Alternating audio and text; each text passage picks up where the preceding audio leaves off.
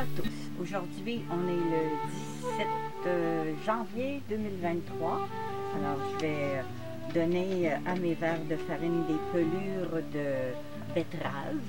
Et puis, j'ai apporté une pomme, un concombre et une carotte. Alors, ils vont être gâtés. Bon visionnement!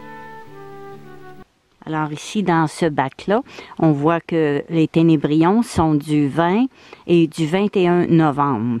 La dernière fois que j'ai changé le son, c'était le 22 décembre. Puis là, on est le 17 janvier. Alors, ça fait un bon bout de temps. Il faut absolument que j'enlève les légumes et puis les ténébrions. Je vais leur donner du nouveau son et garder le son dans lequel ils ont pondu.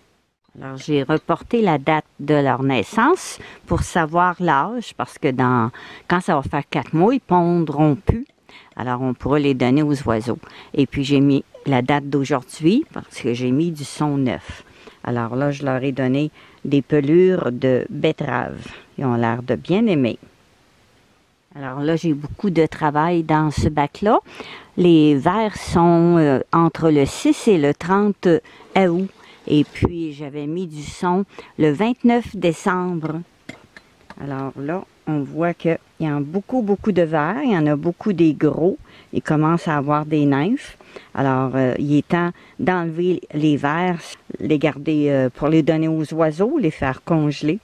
Alors, ils ne doivent plus avoir beaucoup de son. On voit dans le fond, là, c'est comme, c'est juste le guano qui reste. Ils n'ont plus rien à manger. Alors, un grand ménage à faire. Alors, je vais utiliser mon tamis 25 mailles. Je ne mettrai pas toutes parce que il va en avoir trop. Alors là, il était temps que je leur donne du nouveau son parce qu'il restait juste les excréments, le guano. Alors, je vais le conserver comme engrais pour le jardinage. Alors, pour effacer les dates sur chaque bac, alors il y a un embout au crayon, alors ça part bien. Si on a de la difficulté, bien, on peut prendre un petit morceau d'essuie-tout, puis on le mouille, puis ça part bien. C'est bien pratique, le crayon comme ça. On n'a pas besoin de coller des étiquettes. Alors, je vous mettrai la photo, le nom du crayon que j'ai pris sur Amazon. Alors ici, j'ai un autre bac que les vers sont natifs entre le 6 et le 30 août. Et j'avais mis du son le 29 décembre. Alors, il commence à avoir beaucoup de monde à l'intérieur. On va vérifier. Il n'y a presque plus rien. Il n'y a presque plus de son à manger. Alors, je vais enlever aussi le guano. Et puis, on voit des nymphes. Alors, ça veut dire que les vers commencent à être assez gros pour les récupérer avant qu'ils deviennent toutes des nymphes. Alors là, on voit qu'il y a beaucoup de nymphes aussi. Alors, on enlève les nymphes pour les récupérer, pour avoir une nouvelle génération. Parce que si on ne les enlève pas, les vers, ils les grignotent. Et puis, quand ils vont se transformer en ténébrions, bien, ils vont être pas mal un peu grignotés. Ils ne seront pas des beaux ténébrions. Alors, je mets ça comme ça dans un autre contenant. Et puis, tous les petits vers, ils passent à travers le grillage. Les gros, ils restent dedans. Alors, je peux récupérer. Pendant que je travaille, je me suis acheté une attelle en caoutchouc parce que j'ai encore un pouce à gâchette. J'avais un pouce à gâchette dans la main droite. Je me suis fait opérer. Mais là, avec les vers de farine, j'ai tenu trop longtemps un contenant appuyé sur la base de mon pouce. Puis ça l'a déclenché un autre pouce à gâchette. Alors, en étant en caoutchouc, bien, ça se lave facilement.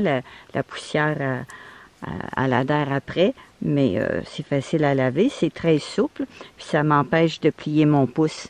Parce que quand je le plie, ça fait mal. Puis lui, il est capable de revenir droit tout seul, au moins. Il est moins pire que le pouce droit, fait que je ne me ferai pas opérer. Alors, pendant que je fais ça, les petits vers, ils passent à travers le tamis, qui est un 25 mailles.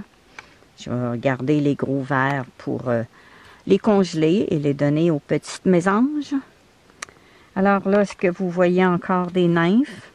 Il y a du cornflakes. Hein? J'avais fait une expérience en mettant du cornflakes. Et puis, je pense bien que ce n'est pas une très bonne idée. Quand les vers manquent de nourriture, bien, ils mangent les nymphes. Ah, il en reste encore une. On voit qu'elle est vivante parce qu'elle bouge. On voit qu'elle est vivante. Quand c'est des petites, on sait que c'est des mâles. Puis les grosses, c'est des femelles. Mais les nymphes, je les garde toutes. Puis j'attends quand ils deviennent des ténébrions. Eh bien là, je peux des fois enlever un peu de mâles parce que ça prend pas beaucoup de mâles. Puis quand il y en a trop, bien, ils se battent entre eux autres, ils se mangent.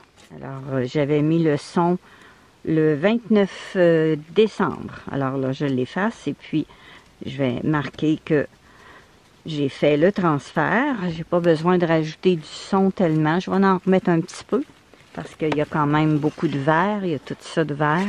Alors, je vais mettre la date comme quoi que je rajoute du son neuf avec le vieux son. Puis on est le 17. Le 17-01. C'est bien pratique le crayon. Alors, je remets mes verres dans le bac. Ils sont beaucoup. J'ai enlevé les gros. Puis là, je vais leur donner des morceaux de concombre.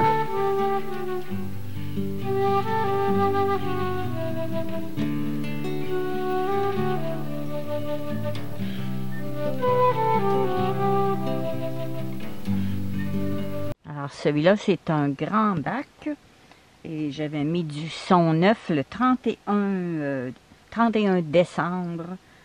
Et puis les bébés sont nés entre le 10 juin et le 10 juillet. Puis j'avais déjà fait des expériences en mettant des morceaux de carton ondulés parce qu'ils aiment ça des fois rentrer à l'intérieur. Fait que là, je suis pognée à garder les morceaux de carton parce que faudrait que je réussisse tout à les rouvrir pour aller enlever les verres. Alors j'attends. Quand les verres ils vont être très matures, ils vont finir par sortir, puis je ne mettrai plus de carton ondulé.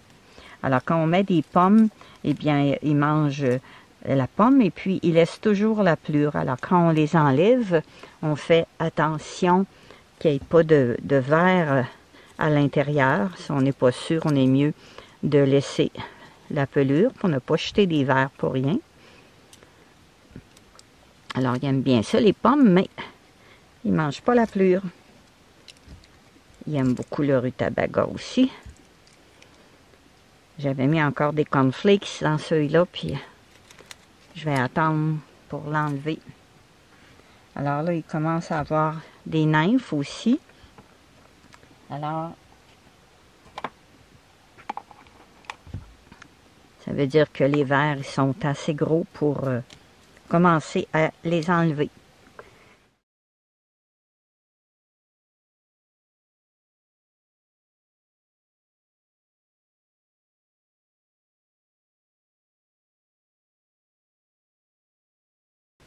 Il y a encore pas mal de beaux sons. Il n'y a pas trop de guano dans le fond. Quand on va dans le fond comme ça, on voit s'il y a une petite poudre. Alors, c'est les excréments. Il faut les enlever. Dans celui-là, c'est encore du beau son. Alors là, on voit la joie des ténébrions. Ils sont tous sur les morceaux de pelure de betterave. C'est terrible comment est-ce qu'ils aiment ça, hein? Tous les morceaux de betterave. Il y a beaucoup de ténébrions. Ils sont heureux. Alors là, j'ai terminé pour aujourd'hui. Je vais revenir dans 2 jours. Merci pour vos commentaires, vos suggestions, vos questions. Et merci de partager mes montages. J'ai plus de 2700 vidéos sur ma chaîne sur différents sujets. Alors à très bientôt, prenez soin de vous. Alors c'est la fin du travail dans mon élevage de vers de farine. J'ai enlevé des gros vers et puis je vais les peser pour savoir il y en a combien pour donner aux oiseaux. Alors j'ai 139 grammes, 4 de vers de farine. 139,2. J'ai enlevé des petites choses qui restaient. Des fois, il y a des vers de coincés dedans. Alors, 137,6 de vers de farine que je vais faire congeler pour donner aux oiseaux.